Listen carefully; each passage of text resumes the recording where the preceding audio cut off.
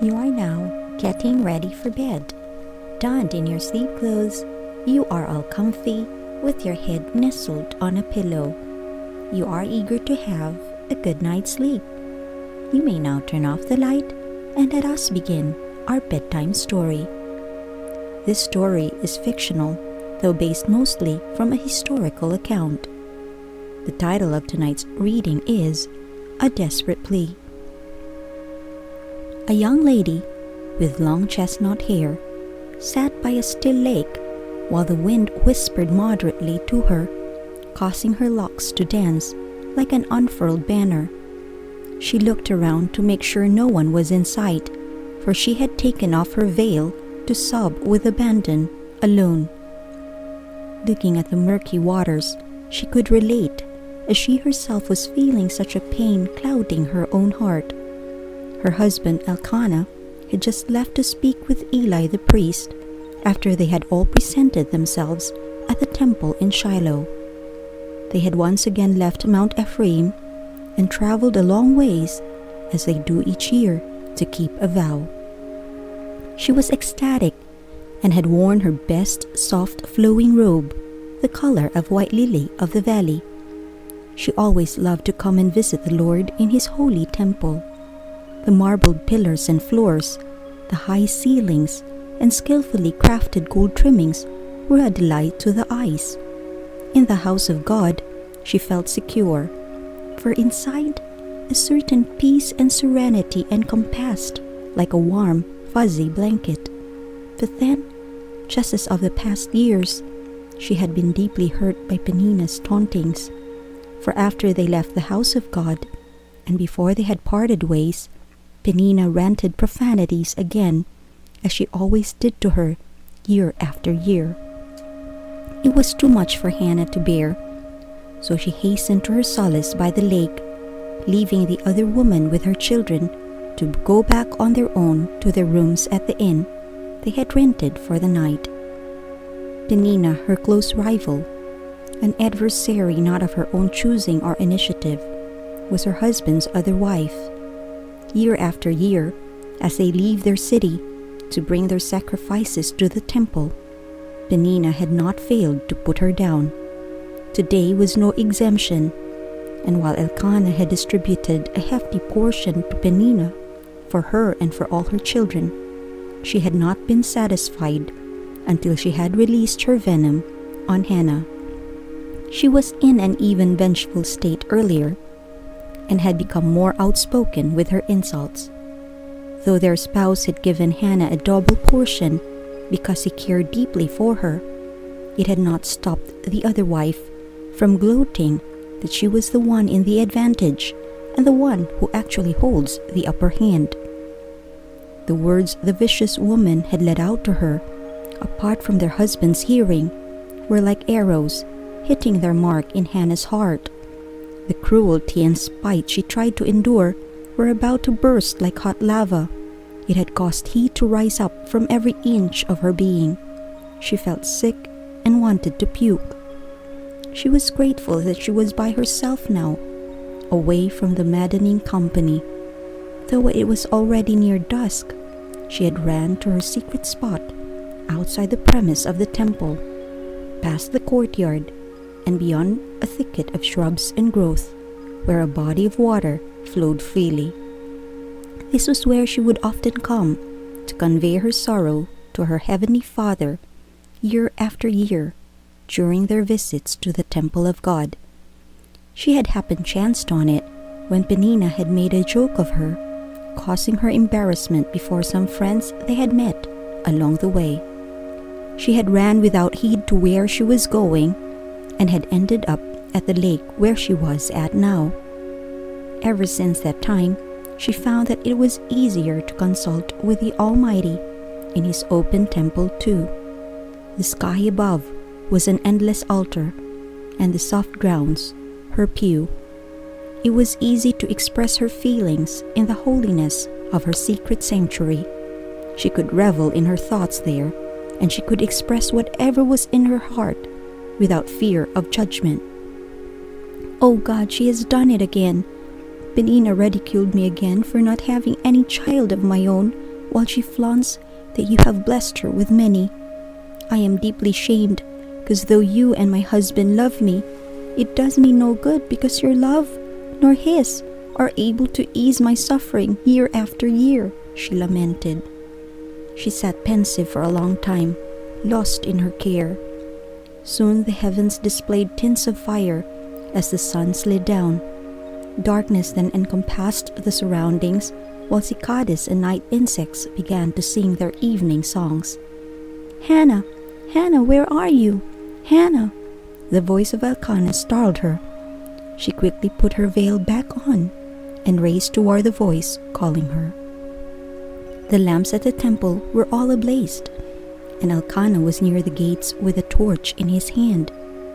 He did not see her right away as he called again, shouting her name. "Here I am, husband," she embraced him. "You have worried me again, Hannah. Where have you been?" Though he was anxious, he still spoke tenderly, as if comforting a child. "Come now, it is time for supper. Everyone is waiting for us, and I had told the cook to prepare you your favorite lamb dish." He gently embraced his wife and kissed her on her cheeks. "I had to be alone, Elkanah. I cannot endure the injury this does to my heart each year, just knowing that I am barren and might not ever be blessed with a child." "Now don't you fret, Hannah." She noticed her husband always took a special effort to console her whenever she felt disturbed. "You are more than enough for me, my precious one." Yet she could not be consoled. "And Elkanah, I cannot stomach food right now. I'd rather go to my room to rest. I am exhausted," she pleaded when they neared the inn. "Please." Tears continued to stream down her face. Elkanah was deeply moved. "Hannah, am I not enough to you? Am I not worth more than 10 sons to you?" "Oh no, my beloved, you are precious and dear to me, but this heartbreak is something no one can truly understand except me." Elkanah nodded quietly, and so it was that Hannah had been able to excuse herself. But not long after, she slid back to visit the temple. Eli the priest was seated on a bench by a post inside the large edifice when she entered. Hannah had not noticed him, as she was still in deep lament. She prostrated herself before the altar and wailed loudly. She let out a torrent of emotions. "Oh God," she travailed, "my soul is not comforted. I am still deeply disturbed by my condition. Have mercy on me and open my womb. I shall never live to feel joy once again without having a child of my own. Have pity on me, for it is to you I share all my longings. You are able, for you are God the Creator. Nothing is difficult or impossible with you." Her cries were a cacophony of noise devoid of words. Like a woman in labor, the sounds that came out were like deep murmurs and groans. "I vow, O Lord of hosts, if you will ease my affliction and remember me by giving me a son, then I will give him to you, and he shall serve you all the days of his life. No razor shall come upon his head. This is my promise, and I shall keep it. But do remember me, my God." Eli had been observing the visitor. Wasn't this Elkanah's wife? She was always a charming young lady and spoke with tenderness all the time. How was it that she seemed like a drunken woman, disheveled and mouthing incomprehensible sounds now? Eli shook his head and walked toward Hannah. "Young lady, how long have you been drunk? Put the wine aside and fix yourself up, for you are in the house of God." Hannah's eyes, red and swollen, turned toward the priest. She looked up to him, still shaken from her mournful prayers. "I am not drunk, my lord. I am just in deep sorrow, and had been pouring my grief to the Almighty. I have not drank any wine or any other strong drink. I am no idol worshipper. I have come to seek the Lord's favor, to ease me of my sorrow." Her voice cracked as she answered. Eli felt such a compassion for Hannah when he saw her desperate countenance, and gave her his blessings. "Then go in peace, and the God of Israel will grant you what you have asked of him." Hannah could not define the sudden feeling of freedom she felt. The ominous dark cloud departed, and it was as if light permeated her entire being, and a peace held her heart when Eli spoke. Immediately, Hannah's face brightened as a confirmation in her spirit agreed with the priest. "Let it be so as you have said. May the Lord look with favor upon me, his daughter." She ate heartily soon after when she went back to the inn. The piece of lamb meat with the flat bread that Elkanah had set aside for her tasted like a feast, and she ate everything on her plate, up to the last morsel. The next day, at the start of dawn, before going back to their home in Ramah, the entire family returned to the temple to worship. After their morning prayer, they mounted their camels again and set for their journey home. The ride had been bumpy, but to Hannah, it had been the most pleasurable trip back to their city. Everything around seemed more colorful and bright. A kiss of a butterfly on a red wildflower, the gentle nudge of a mother deer on her young's behind, the sheaves of wheat that waved at them when they passed by, had entertained her on their way back. She saw the unmistakable confusion in Penina's countenance, but she set it all aside, determined to just be loving and kind towards the other lady. A year after her desperate plea, Hannah held a baby in her arms. Her face was radiant as she gently caressed the cheeks of her newborn. Wrapped in a bundle, she named her gift Samuel. It had been a quick and almost painless delivery. The squeal of her child had been like pure ecstasy to Hannah. Samuel was a healthy newborn. The joy she felt that moment she delivered her boy was unequaled, and it was a totally brand new feeling of happiness to her. The entire family had prepared everything for their annual trip to Shiloh when Hannah went into labor. Still recovering from her last night's vigil, she spoke tenderly to her doting husband. "Go and offer the sacrifices to our dear Lord, for he has been mindful and has not forgotten to comfort the afflicted. I shall not go up with you until our baby is weaned." Elkanah kissed his wife and child. His love for Hannah and his newborn were fully expressed in his face. "Do what seems right to you, my dear. Stay if you must then," Elkanah conceded, giving in to whatever Hannah desired. Penina's face dropped, as if she had been smacked. Her mockeries had not destroyed Hannah, but had strengthened her opponent instead. Her face had turned crimson when the baby Samuel let out a cry for the first time. She had not expected for Hannah to conceive, much more to give birth to a male child. Hannah felt ecstatic that the Lord had avenged her. She had no anger for Penina, but a sadness that the other woman still entertained rage in her heart. But Penina's power over her had been finally severed. She prayed that Penina would see the light of God, for only the presence of love himself could break every chain of darkness in anyone's heart. "Penina, look! Our household has been blessed with another little one." Hannah smiled warmly and still chose to acknowledge the other woman as she showed her her baby Samuel.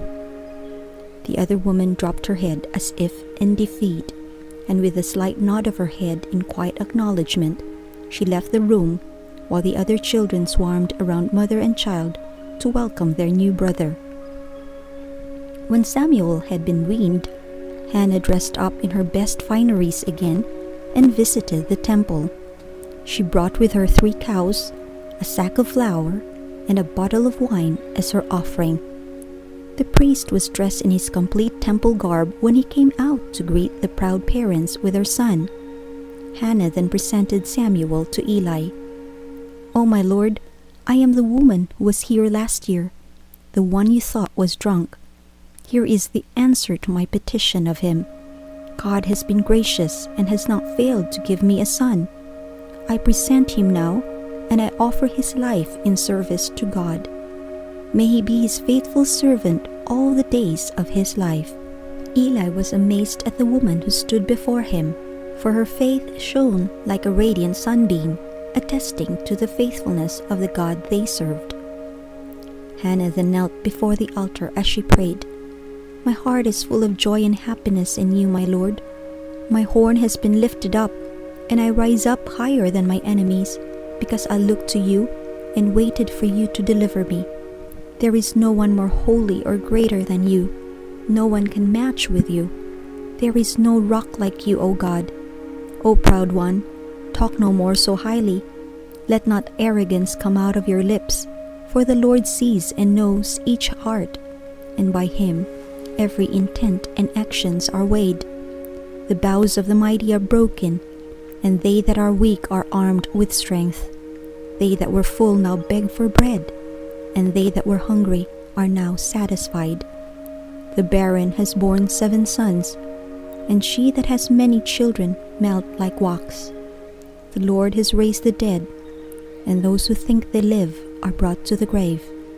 The Lord makes the poor to become rich, and he lifts those who are bowed low. He raises the poor up, and the beggar from the mire, to set them among the royals of the land, and make them inherit the throne of glory. The pillars of the earth is the Lord's. He will keep the feet of his saints, and the wicked shall be silenced.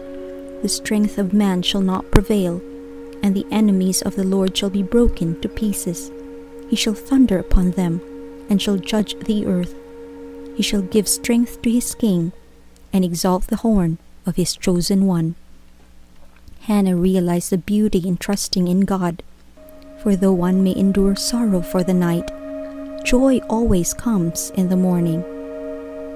We have now reached the end of our story. Good night and sleep tight.